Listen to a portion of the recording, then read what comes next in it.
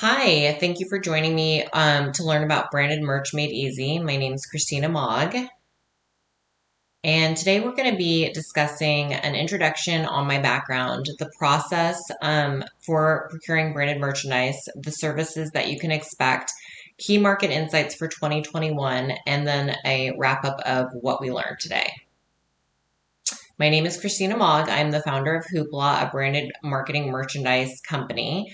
My background is I have over a decade of experience as an executive assistant. I started my career in investment banking and then ended my executive assistant career at a global tech company. I know when I was an executive assistant, I many a times was tasked with getting branded t-shirts or client gifts or giveaways for, let's say, a summer company picnic. And I really was always piecemealing together what to do. I was Googling, I was kind of just crossing my fingers, hoping things would turn out correctly, because I was never trained on how to do it. And so when I founded my company 2 years ago, I thought about how I would do things differently. I wanted to be a solutions partner and a brand consultant. So I approach things a little differently. I'm not salesy. I'm there to really help you shine and make your job easier. So we need branded t-shirts for an event. So I doubt many of you were trained on how to do this. I know I wasn't. And until a couple years ago, when I ended up starting my own company, I really didn't even understand the process or the ins and outs of branded merchandise. So I'm here to teach you about that. And hopefully you come out of this ready to tackle any projects that come your way. Did you know 59% of employees who receive a promotional product from their employer have a more favorable impression of their workplace afterwards? That just shows you the power of promotional products. They're not only a reflection of your company and its brand, but it really does impact, how people think, whether that's your team or your clients, how they, view you. And it's a great way to show appreciation and increase employee engagement. So, key factors, what to look for when you are starting a project, for what to look for in an item: the perceived value from the receiver, the usability, the quality, and the production time. Those are the key things I like to look for and I guide my clients to look for. So why have a brand partner? I'm going to refer to myself as a brand partner because this isn't a one-way street. This is, a collaboration, working together. So one main thing is getting those curated ideas. A brand partner is going to understand your brand and your company. And because we are in the promotional product space all day and all night, we know all the hottest items that are coming out, and we're going to be able to curate those ideas and items into a presentation that fits your brand and budget. Also, a good brand partner is going to be a project manager for you. I know as an executive assistant, you're often tasked with being a project manager. And, this is one way that having a brand partner can take that off your plate. They can manage your project from start to finish, and you can trust them to execute and deliver. And then lastly, a good brand partner is going to be a solutions partner. They're going to anticipate and pivot to find solutions for any issues that arise during your ordering process. So the process of procuring branded merchandise. So number one, and we'll go into detail. Number one is an information session, and that's going to be collecting the information to get started. Number two, ideation, reviewing a curated presentation. Number three, project management, order process and management. And number four, delivery, final delivery of the products. So you want to shine with options. And, as I keep using the word curated, and that's such an important word in this industry, because you can go on for imprint, let's say, .com, and there are millions of items. So you're going to be spending hours wading through all of the items available. And then if you don't have a good brand partner and you say, oh, I have a summer event, they're going to just send you the top 20 bestsellers, and you're going to just end up with something that is pretty common, not very special. And that's okay. But if you have a great brand partner, what they're going to do is they're going to get you that curated presentation. They're going to create these branded storyboards that are beautiful for you to present to those decision makers. And that's going to make you look awesome. So step one, information. So you want to collect as much information as you can before starting a project. And that includes the theme. So let's say the theme could be client giveaways for your top 100 clients. And then you'd give them like the demographics of what those receivers are typically like. Or it could be, I'm doing a summer barbecue for our HR team and we need some giveaways that are family friendly. So that's what I mean by theme. An in-hands date. And that's a common term used in my industry. And what it means is, when do you need these items to be in your hands or the receiver's hands? And typically what I like to do is I like to work backwards from that date and even give myself a little bit of a 5-day cushion from the in-hands date in case any problems arise. You're also going to want to give them the quantity that's needed, because that's going to help narrow down what your options are. And you probably already know this, but the more you buy of something, the less expensive it is. So if you do just need one awesome client gift and you tell them that and you give them the budget, then they can narrow down what's going to work best for you. Or if you need 1,000 t-shirts, they're going to be able to give you best pricing possible because they know your quantity. A budget's important too, because you don't want your brand partner going to create this awesome presentation for you and then you get it back and you're like, whoa, this is way out of my budget. Or, I actually had more of a budget. So that's important as well. And finally, you'll want to give them the art or logo for your company or for the event. And when I say that, you can usually get that from your marketing team. You're going to want to send something over called a vector art. And basically what that means is a JPEG, a PNG, those kind of files are made of small, tiny pixels. So when you blow them up, you're going to have jagged edges. And a vector art is basically usually ends in a file ending of AI, which is an Illustrator file, SVG, or EPS. And those files are made a certain way that no matter how much you enlarge them or shrink them down, they're never going to change the quality of the image. And it's always going to have, the edges are always going to be smooth because they're not made with pixels. So that's really important. And don't fret if you do not have a vector logo or your art's not in a vector format. I oftentimes for my clients can get things vectorized for them for as little as $20. And then I save them on file for future use. And I also provide them to my clients. Step 2, ideation. So you want to discuss and review your options. So when you're providing all of these details to your brand partner, typically when I receive the items, I'll prioritize them due to the in-hand date, and I'll communicate with my client and say, okay, I will have a presentation to you by this date. And so if you know when to expect the presentation by, you might either want to work via email, which is totally fine, and I do that all the time, or you might want to set up a follow-up meeting, whether it be Zoom, Google Meet, or in person to go through the presentation if that works better for you. So you should receive a presentation with options based on that information you provided in step 1.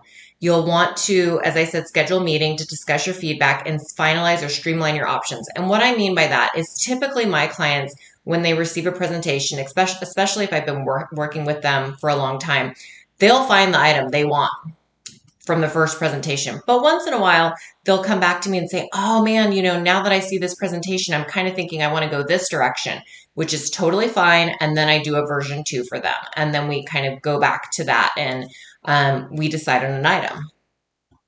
So step 3, project management. So the project timeline, you're going to, once you select the item, what I do is I go to the vendor of the item. I request a virtual with your logo or art.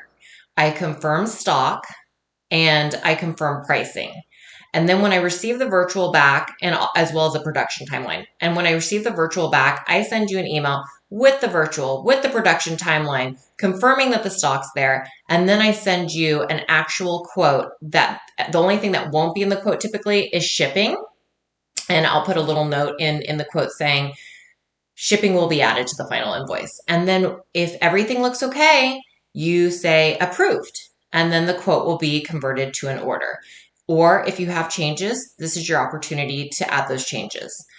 So once you place the order, what will happen is usually in about 24 to 48 hours, you'll receive something called a pre-production proof, which is basically a final virtual. And that means if you say this is approved, that means there's no going back. Your item is going to look like this.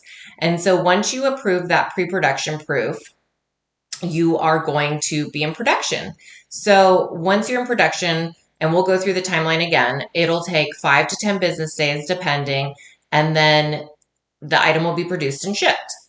So, what I think is best is some people are a little more hands-off, some people are a little more hands-on. It's good to communicate with your brand partner what updates you want to receive from them so that they can make sure they're communicating in whatever style you prefer. Step 4, delivery. So delivery of items. An in-hand date should have been determined at the beginning of the project. So as well as a preferred delivery address that will be used. So with that in mind, it should be delivered as you requested by that date. And your brand partner should communicate with you if there are any delays. The best practice is to make your in-hand date at least 2 to 5 days before the event. So the timeline of a project. So we're going to talk order management right now. So as we mentioned earlier, you place the order, you get the pre-production proof 24 to 48 hours after. You approve that. Production takes 5 to 10 business days, and then delivery is 5 business days after. Now, what if you're in a hurry and you need something next week? There are tricks up our sleeves, and a couple ways that we approach that is there is something called, because how many people run into this? We need something by next week. So the trick is, and they're usually called sure ship products or ship in 24-hour products. And so they're products that the suppliers, the vendors have a lot of. And if you are willing to waive your virtual and pre-production proof, they will put it into production within 24 hours of getting the order and ship it out. So never fret if you are in a bind. You should still definitely talk to your brand partner about your options.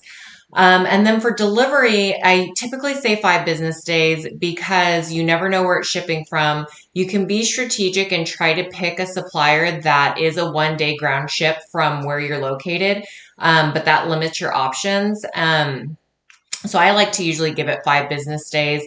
And, I don't know if you experienced earlier this year, around February, there were massive shipping delays. So that's why I always like to put a cushion in there and work off an in-hand date that's actually a few days ahead of your actual in-hand date. So let's talk about key market insights for 2021. COVID has done a number on us, and in more ways than one. And so I'm going to talk about some kind of trends that are going on in the industry currently.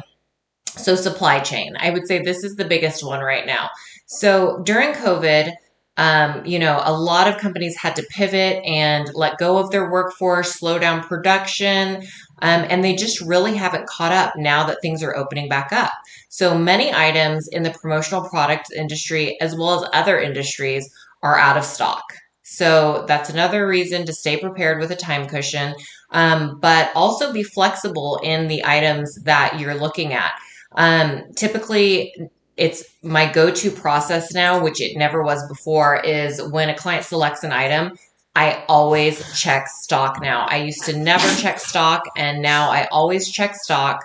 And if the item is out of stock, I try to find something similar, so I always try to have a backup plan. So let's go on to the next topic. Opening back up. And so I think a lot of people are seeing, businesses opening back up, events kind of starting to get scheduled. And so with all of that happening, the promotional products industry is busier than ever. You want to work with your brand partner on any events that you have information on for the rest of the year. And it's okay to kind of throw them as you get them. which is very normal. I would say 80% of my projects are that way. But if you do know something is coming up by the end of the year, definitely talk to your brand partner so that they can add it to their calendar. I'll say Christmas this year, and that's the busiest time, is the holidays for the promotional products industry. And most people kind of start thinking about it, I would say, in November, maybe around Thanksgiving. And it's too late then. I mean, you can still get things, but a lot of things are going to be out of stock. And this year will be worse than ever. So I highly recommend, if you are going to be doing holiday gifts, branded gifts, you definitely want to start working on that in September so you can still have access to all the stuff that's in stock, and you're not going to be running around paying rush charges and ultimately picking items that maybe aren't your first choice. So finding the perfect fit. How do you find a brand partner if you're not already working with one? I would say word of mouth and referrals is the best way to find a trusted brand partner. Most of my clients found me through a referral, or they follow me on LinkedIn, and I'm always sharing fresh ideas and expertise. And I do a weekly blog kind of talking about current issues that in relation to branded merchandise. So I think that is the best way to find one. And I'm going to go back to how to select items. I want to just reiterate this because it's really important. What do you look for? Perceived value from the receiver, usability, quality, production time. Why is this important? How many of you have a drawer or somewhere a stash of water bottles you got at events or from giveaways? I know I do. And every year, probably around springtime, I go through those water bottles and I end up donating / throwing away almost all of them except maybe my two favorite. So it's really important if you're going to do a giveaway and it's a common item, let's say like a pen or a water bottle or, a sweat towel or something like that. Those are really common giveaways, or a t-shirt. So you want to make sure that you're selecting an item that is going to be the person's one or two favorite. So they're going to actually be using it all the time. So you're going to get that brand recognition and it's not going to end up in the landfill. Now, let's talk about budget. A couple things. Always ask for a good, better, and best for comparison, especially if you have a lower budget, because then you can really understand what an extra 50 cents or $1 will get you quality-wise. I think that's very important. And then if you have a low budget, don't fret. What I just talked about is making sure yours is the favorite.